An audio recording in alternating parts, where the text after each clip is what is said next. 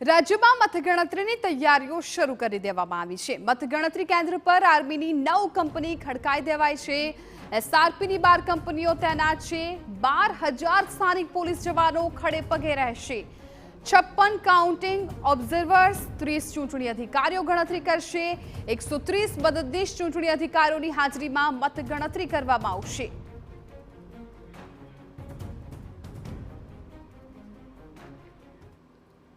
સંવાદદાતા મોહિત ભટ્ટ આ મામલે વધુ જાણકારી આપી રહ્યા છે। મોહિત, શાંતિપૂર્ણ માહોલમાં 7 તબક્કાનું મતદાન પૂર્ણ થઈ ગયું છે અને હવે આખો દેશ જે દિવસની રાહ જોઈ રહ્યો હતો 4 જૂન આવતીકાલે હવે સમય આવી ગયો છે। એ પહેલા અત્યારે મતગણતરી માટેની કઈ તૈયારીઓ ત્યાં દેખાઈ રહી છે?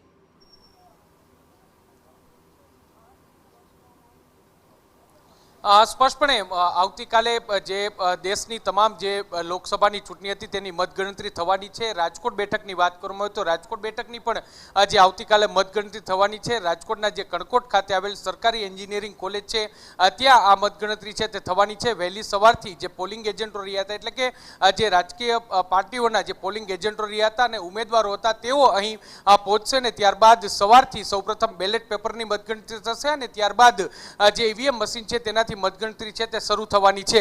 રાજકોટ બેઠકની વાત કરવામાં આવે તો રાજકોટ બેઠક પર 59.60% જેટલું વોટિંગ થયું હતું અને હવે આવતીકાલે તેની મતગણતરી થવાની છે। આપને હું સીધા દ્રશ્યો બતાવવા માંગીશ। રાજકોટના જે કણકોટ એન્જિનિયરિંગ કોલેજ છે ત્યાંના દ્રશ્યો છે કે જ્યાં અત્યારે જે ચાપતો પોલીસ બંદોબસ્ત છે તે ગોઠવવામાં આવ્યો છે। જો મતગણતરીની પ્રક્રિયાની વાત કરવામાં આવે તો જે સૌપ્રથમ જે 26 જેટલા ટેબલો છે તે ટેબલ પર બેલેટ પેપરથી જે મતો પડ્યા છે તેની ગણતરી કરવામાં આવશે। જે 12,600 જેટલા મત પોસ્ટલ બેલેટથી આવ્યા છે તેમની પણ મતગણતરી છે તે કરવામાં આવશે અને ત્યારબાદ જે રાજકોટ બેઠક પર જે કુલ 12,58,905 જેટલા મત છે તેની દરેક વિધાનસભા દીઠ 14 ટેબલ પર તેની મતગણતરી છે તે કરવાની છે। રાજકોટ લોકસભા બેઠક પર કુલ 9 જેટલા ઉમેદવારો હતા, તેમાંથી જે મુખ્ય ઉમેદવાર કહી શકાય તે ભાજપના જે પરસોત્તમ રૂપાલા તે ઉમેદવાર તરીકે છે, સાથે સાથે કોંગ્રેસમાંથી પરેશ ધાનાણી છે તેઓ ઉમેદવાર તરીકે છે અને બંને વચ્ચે આવતીકાલે જે મતદારો છે, લોકો છે તેને કોના પર પસંદગીનો કળશ ઢોળ્યો છે તે અંગેનો ચુકાદો છે તે આવવાનો છે। જો મતદાન કેન્દ્રની વાત કરવામાં આવે તો કોઈ પણ વ્યક્તિ માત્ર જે અધિકૃત વ્યક્તિઓ છે તેમને જે અહીં અંદર પ્રવેશ છે તે આપવામાં આવી રહ્યો છે। આ ફરજ પર રોકાયેલા અને જે વ્યવસ્થામાં રોકાયેલા લોકો છે તેને જ પ્રવેશ આપવામાં આવી રહ્યો છે।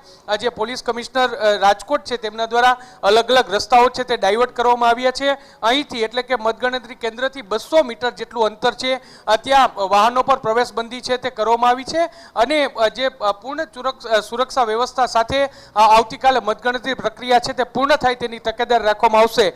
સ્વાભાવિક છે કે રાજકોટમાં જે રીતે અગ્નિકાંડ સામે આવ્યું છે તેને કારણે રાજકીય પક્ષોએ જો તેઓ વિજેતા બને તો તેમને ઉજવણી કરવાની જે તેમને તેઓ ઉજવણી નથી કરવાના તેને લઈને જે ખાસ કોઈ મતદાન કેન્દ્રની બહાર લોકોમાં ઉત્સાહ જોવા મળે અથવા તો જે જીતનો જશ્ન જોવા મળે તેવું આ વખતે લાગી રહ્યું નથી। એટલા માટે જ જે શાંતિપૂર્ણ માહોલમાં અહીં મતગણતરી થાય અને જે પણ મતદારોનો ચુકાદો છે તે રાજકીય પક્ષો પોતાના સિરે ચડાવી અને શાંતિપૂર્ણ રીતે મતદાન પ્રક્રિયા જે ગણતરીની પ્રક્રિયા છે તે પૂર્ણ થાય તે માટેની તમામ વ્યવસ્થાઓ છે તે કરવામાં આવી છે।